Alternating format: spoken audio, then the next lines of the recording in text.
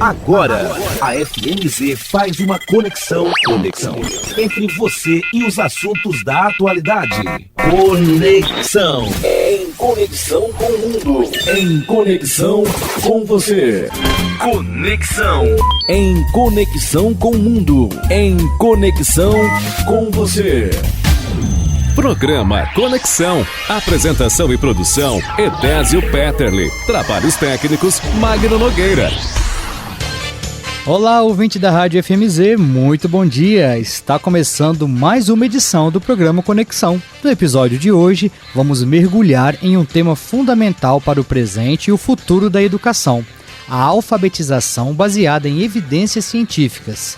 Em um cenário em que ensinar a ler e escrever exige cada vez mais conhecimento técnico e responsabilidade pedagógica, entender o que realmente funciona na prática faz toda a diferença. Ao longo do programa, vamos conversar sobre as habilidades preditoras da alfabetização, refletir sobre a importância do apoio da família no desenvolvimento do hábito de leitura em casa, discutir os desafios e caminhos para a formação de professores e compreender como a educação baseada em evidências científicas pode transformar os processos de ensino e aprendizagem. E para enriquecer nossa conversa, vamos receber uma convidada muito especial, Miriam Lousada Altué, que é pedagoga e professora há 25 anos, psicopedagoga, formadora de professores e especialista em avaliação e intervenção psicopedagógica. Miriam, acho que eu posso te chamar de Mirinha, né? Sim. Seja bem-vinda ao programa Conexão, bom dia. Bom dia, Désio, muito obrigada pelo convite, eu agradeço por estar aqui para falar sobre um assunto que eu tanto amo. E a você, ouvinte, fique com a gente, porque o Conexão de hoje está começando agora. Conexão. Apresentação, Edésio Petterle. Você está ouvindo Conexão.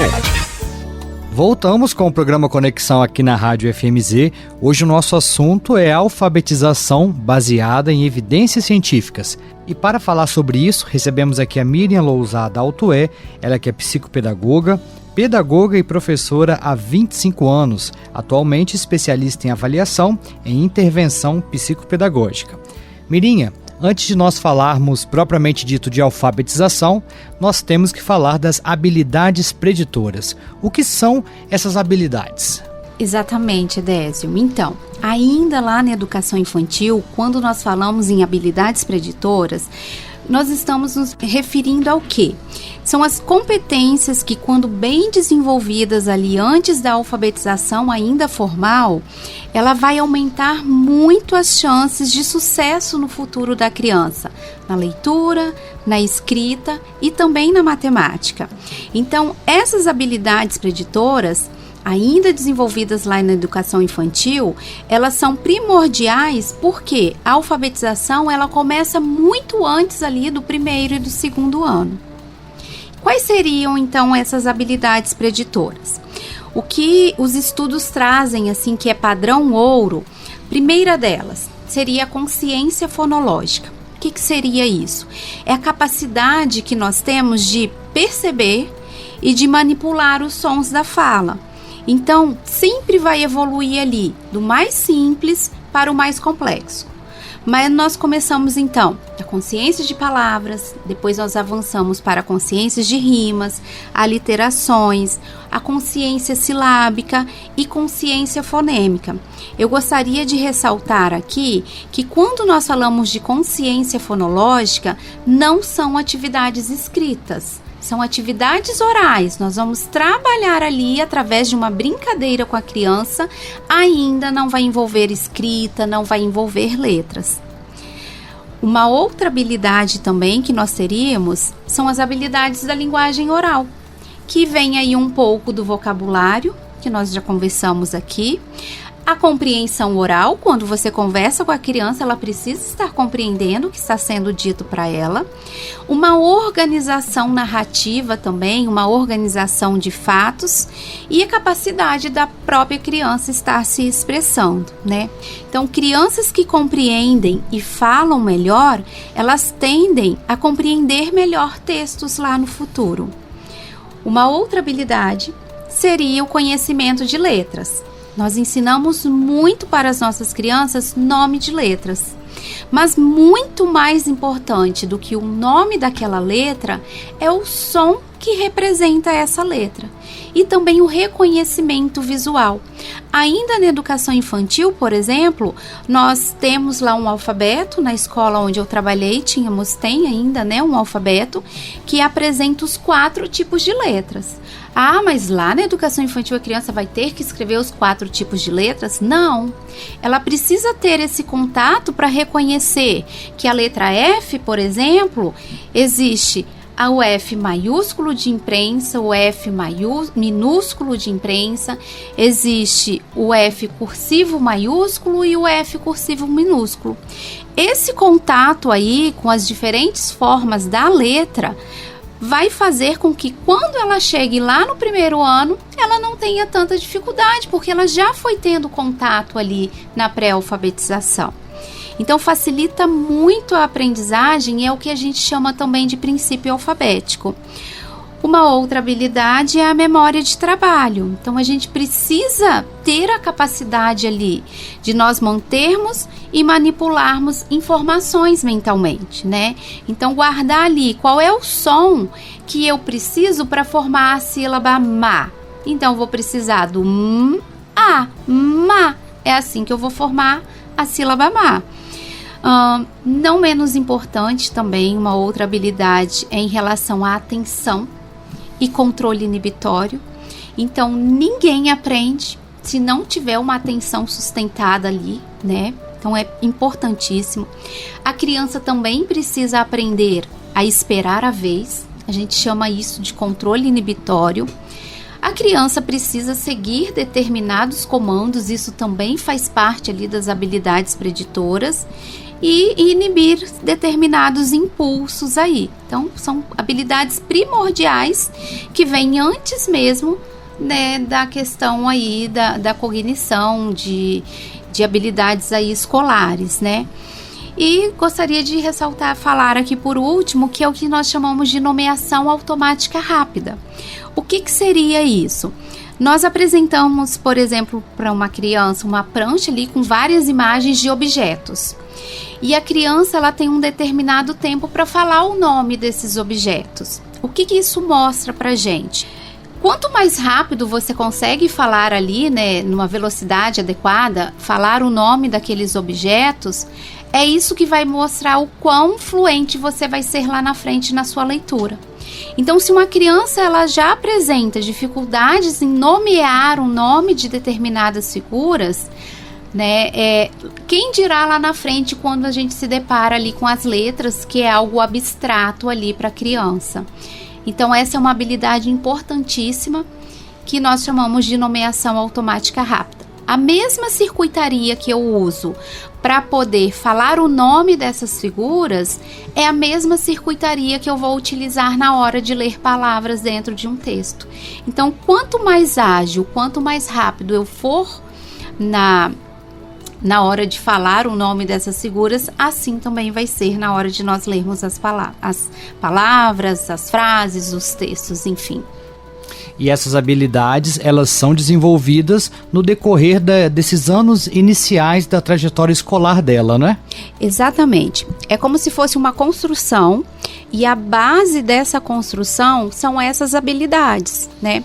Quando a gente começa a construir uma casa aí, nós não começamos das paredes ou até mesmo, né, do teto, dos telhados. Então, a gente vai pela base. Então, isso é muito importante para nós prepararmos a criança para o momento ali da alfabetização. Então a gente percebe, Mirinha, que a alfabetização ela não vai começar no primeiro ano, a partir dali.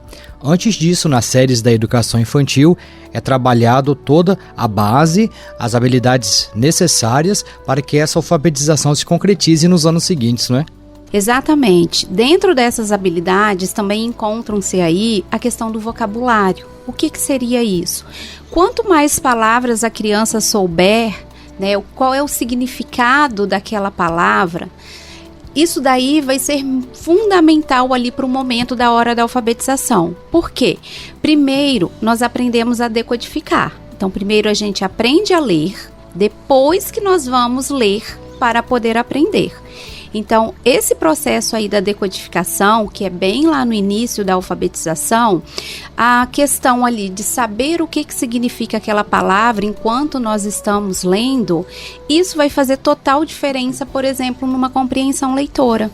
Ninguém consegue entender um texto se houver palavras ali que nós não sabemos o significado. Então, isso a gente já começa a trabalhar lá ainda na educação infantil. Tem uma participação muito especial aí das famílias, quando as famílias fazem leituras com seus filhos, né? Então, é uma forma, as evidências aí, os estudos trazem que a melhor forma de nós estarmos adquirindo esse vocabulário é através de leitura de livros. Eu ia justamente perguntar para você como que a família ela pode apoiar esse início da criança na vida escolar. Esse contato ali, né? Esse momento da família com a criança, fazendo leituras, né? Se possível, diariamente. Não precisa de muito tempo. 5 minutos que você consegue ali sentar com seu filho e fazer essa leitura. Existem estudos que comprovam o quanto que essa criança avança quando ela entra lá no Fundamental 1, o quanto que isso é importante. E vocês, enquanto profissionais da educação, vocês orientam as famílias para que esse hábito seja construído de fato? Sim, geralmente nas escolas, né, as crianças levam livros para casa. Nem sempre as famílias têm essa consciência do quão importante esse momento é e o quão diferencial vai ser no momento dessa criança ser alfabetizada. Mas geralmente as escolas fazem sim esse trabalho. E em casa, Mirinha, nós, enquanto pais, como é a forma correta de trabalhar essa leitura? É a leitura propriamente dita? É conversar sobre o que se está lendo? Qual é a forma mais apropriada? Então, perfeita a sua pergunta. O fato de ler por ler, né, é importante, mas não tão importante quando nós fazemos inferências, quando nós fazemos perguntas a partir daquela história que está sendo lida. Então, quais foram os personagens que apareceram nessa história, né? O que o personagem principal ali fez? Qual foi o ponto que a criança mais gostou? Essas inferências, esse diálogo ali com a criança é o que vai fazer ainda mais diferencial para esse desenvolvimento cognitivo dela. Eu costumo dizer que nós não fomos muito preparados em relação a isso lá na nossa formação na pedagogia, né? Sobre essa importância de ler, sobre quais perguntas nós devemos fazer para as nossas crianças. Então, uma dica que eu dou para as famílias seria usar a tecnologia a favor, né? Então, o livro que chegar em casa naquela semana, naquele dia, vai lá no ChatGPT e coloca para o ChatGPT, quais perguntas, eu gostaria de 5 perguntas para fazer com o meu filho de 4 anos sobre o livro tal. E vai lá e coloca o nome do livro.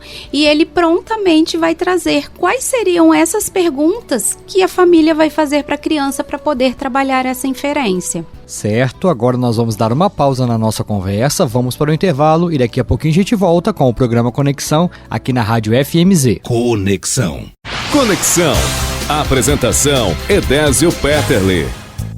Estamos de volta com o programa Conexão aqui na Rádio FMZ. Nosso assunto hoje é alfabetização, baseada em evidências científicas. Estamos conversando com a Miriam Lousada Altoé, que é psicopedagoga, pedagoga e professora há 25 anos e atualmente especialista em avaliação e intervenção psicopedagógica.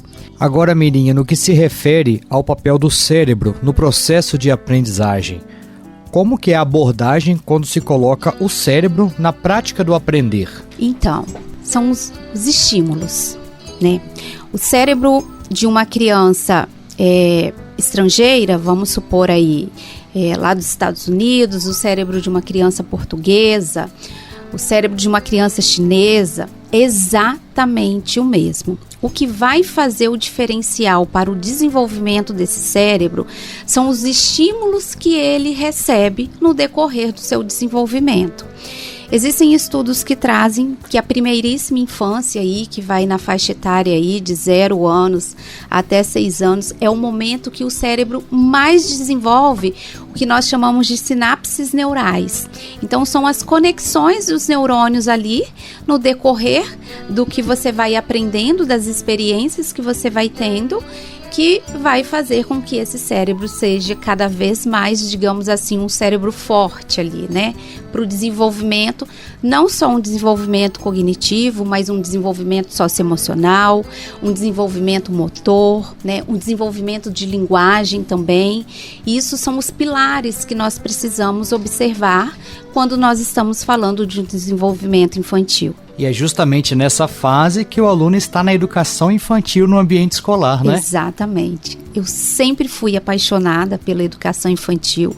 Eu falo que a educação infantil é a menina dos meus olhos, assim como a alfabetização também. Amo alfabetizar, né? E é justamente na educação infantil que esse desenvolvimento ele vai ocorrer dando uma base sólida ali para o decorrer da vida acadêmica da criança. Existe um estudo, eu estava preparando esse material, que hoje eu estarei com um grupo de pais, a convite de uma diretora, e existe um estudo de um americano que ele ganhou o Prêmio Nobel da Economia no ano de 2000 ali. E justamente ele descobriu que quanto mais nós investimos na faixa etária menor ali de 0 a 6 anos, maior é o retorno financeiro para as famílias, né? Isso em questões sociais, em questões de cognição, de aprendizagem, em questões de ter um bom emprego lá na frente, né? Então ele ganhou esse prêmio por conta desse estudo que ele fez. E no Brasil, o que acontece? Os investimentos, eles acontecem exatamente do lado oposto. Então, lá na graduação, é onde o governo mais investe, né? Depois vai investindo um pouco mais ali no ensino médio, no Fundamental 2, no Fundamental 1. De cima para baixo, né? De cima para baixo.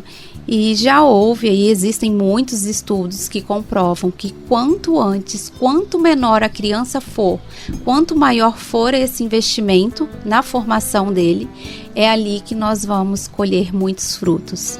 E Mirinha, no seu trabalho de psicopedagoga, nos seus atendimentos, quais são as principais demandas que chegam ou quais as principais dúvidas mais frequentes que as famílias vão até você para esclarecer? Então, os pais chegam muito, a gente chama de queixa, né? Uma das principais queixas ali é dificuldade com a leitura e com a escrita.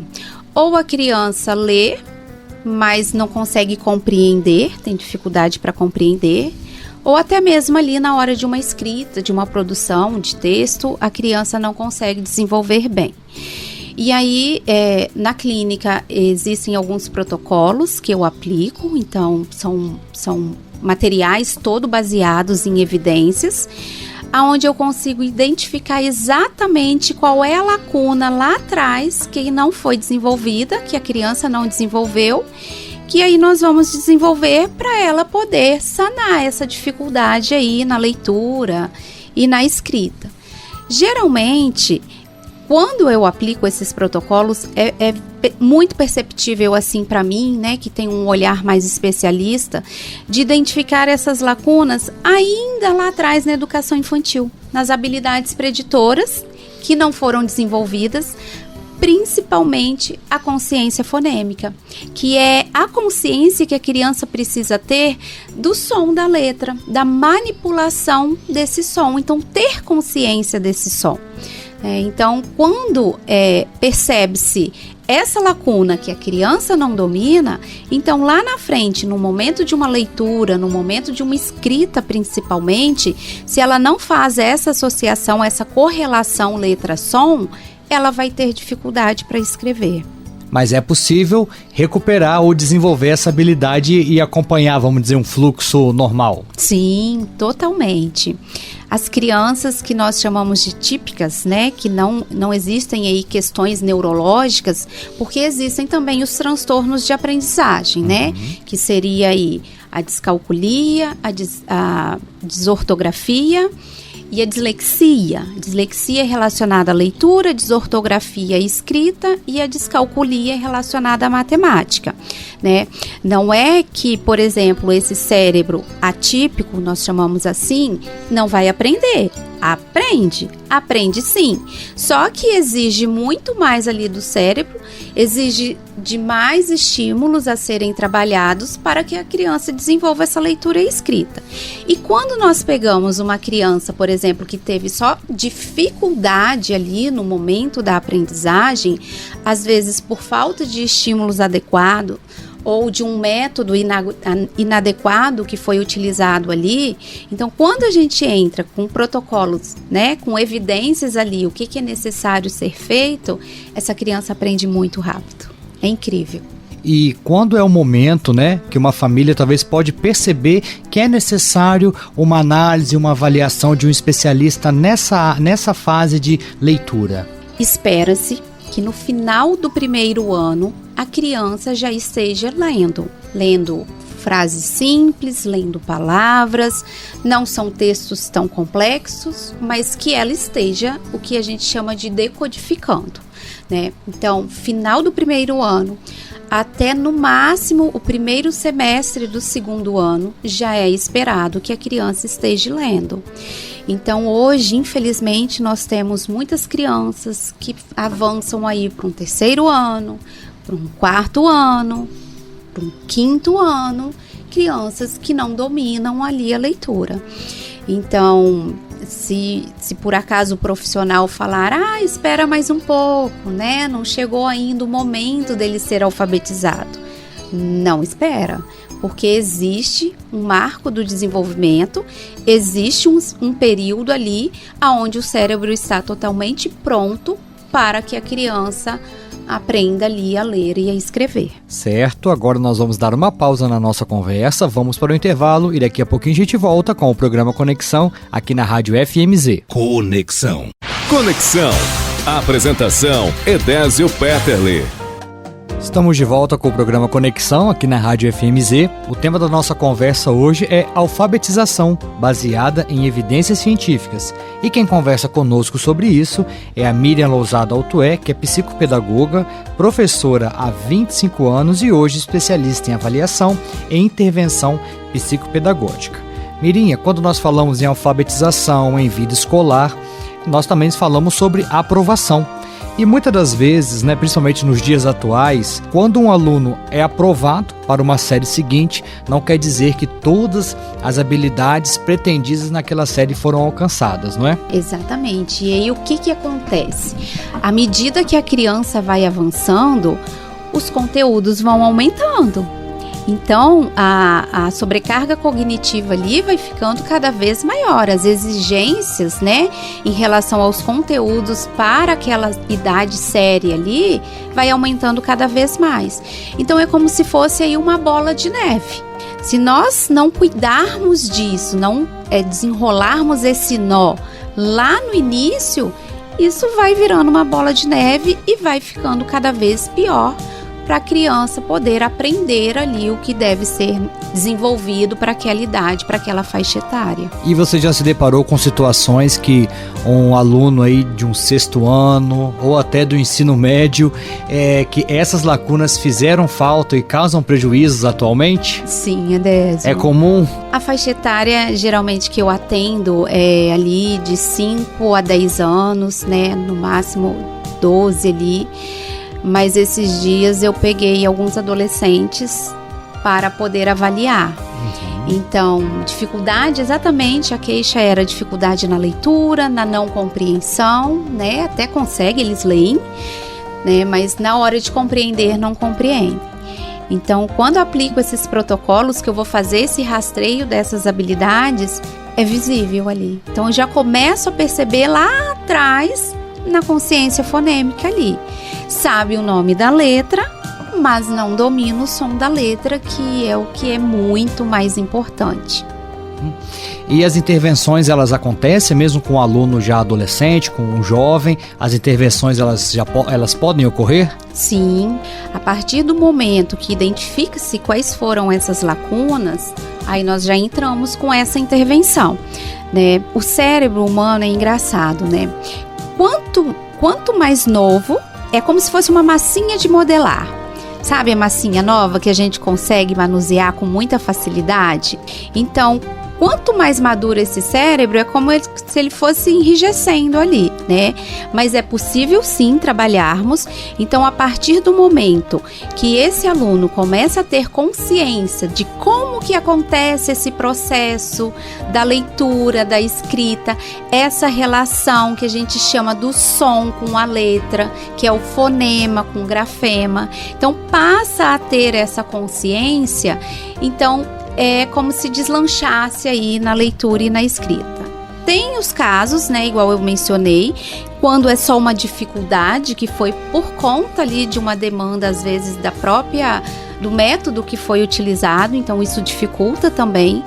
Mas existem casos também de quando a gente identifica aí um transtorno de aprendizagem, né?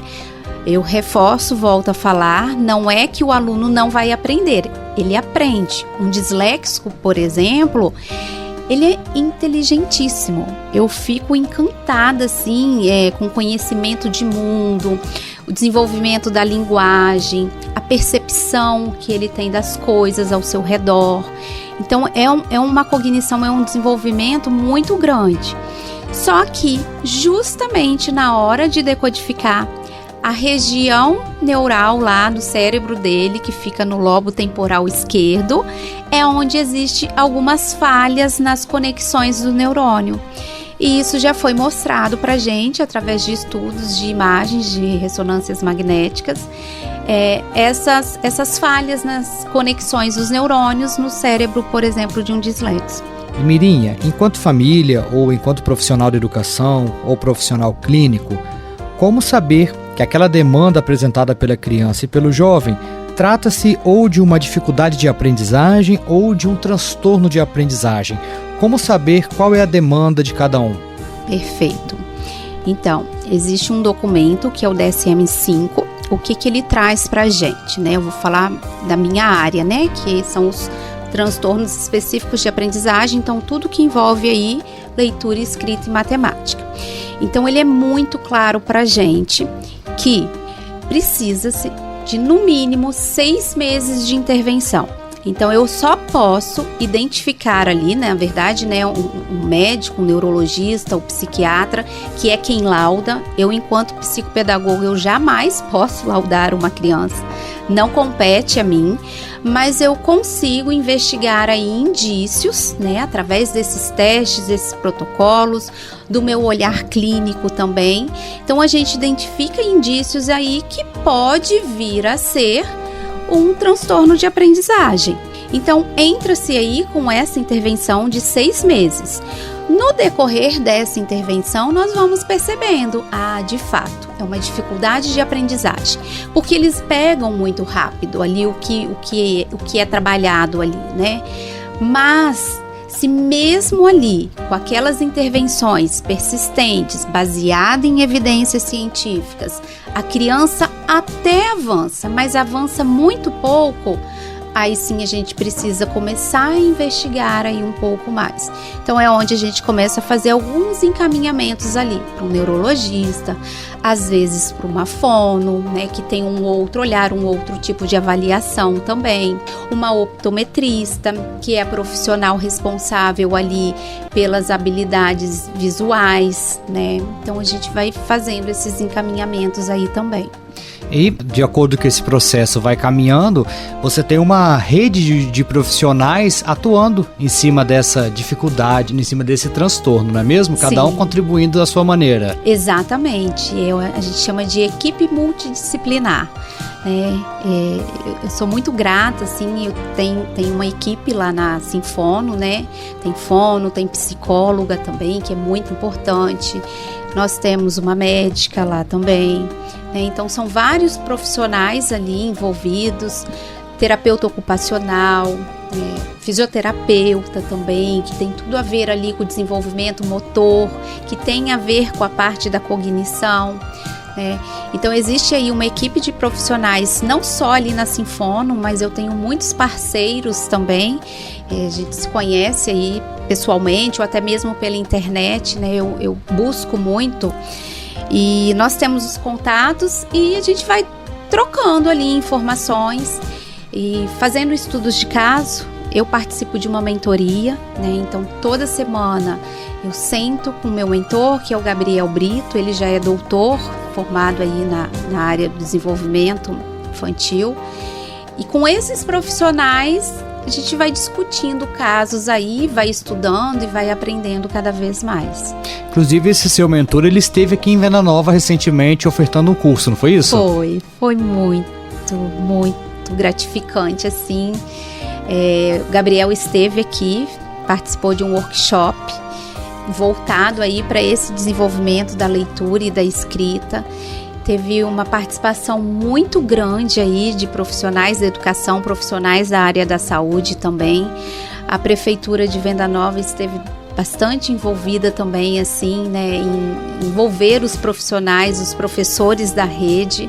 Ficamos muito felizes porque as professoras do 2º ano do Fundamental 1, que é onde exatamente precisa consolidar ali a alfabetização, todas estiveram presentes. Então, 100% de participação dessas profissionais.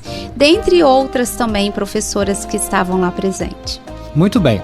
Mirinha, se alguém ainda tiver alguma dúvida ou quiser aprender um pouco mais, conversar um pouco mais sobre alfabetização, dificuldade de aprendizagem, transtorno de aprendizagem, onde te encontrar? Então, atualmente eu estou na Sinfono, né? Eu atendo ali. E tem o Instagram também, tem o meu Instagram, que é Miriam Lousada. Podem me chamar lá. Qualquer dúvida, qualquer orientação, né? Um profissional de educação aí que a gente percebe que muitas vezes está perdido por não ter informações, né? Então eu estou também pelo Instagram, tenho fácil acesso ali também. Conexão. E assim chegamos ao final do programa Conexão de hoje. Obrigado a você, ouvinte, mais uma vez aqui sintonizado conosco. E obrigado também à nossa convidada, Mirinha. Parabéns aí por toda a sua carreira, toda a sua dedicação e profissionalismo. E obrigado por sua presença aqui no programa Conexão. Imagina, eu que agradeço imensamente a oportunidade de vir aqui, de falar sobre um tema que eu tanto gosto, né, que eu tanto me aprofundo também, que é uma educação baseada em evidências. Eu vejo que é isso que falta na educação do nosso país. A partir do momento que nós começarmos a ter esse olhar, né, para o que de fato funciona aí na educação, em cima de muitos estudos que comprovam, né, o que precisa ser feito, eu acredito que nós teremos aí uma educação, crianças muito mais desenvolvidas cognitivamente. E a você, ouvinte, você continua sintonizado na Rádio FMZ, lembrando que hoje a gente sobe até a comunidade de Alto Bananeiras para juntos festejarmos mais uma festa do Socol. A gente se encontra lá. Conexão. Em conexão com o mundo. Em conexão com você.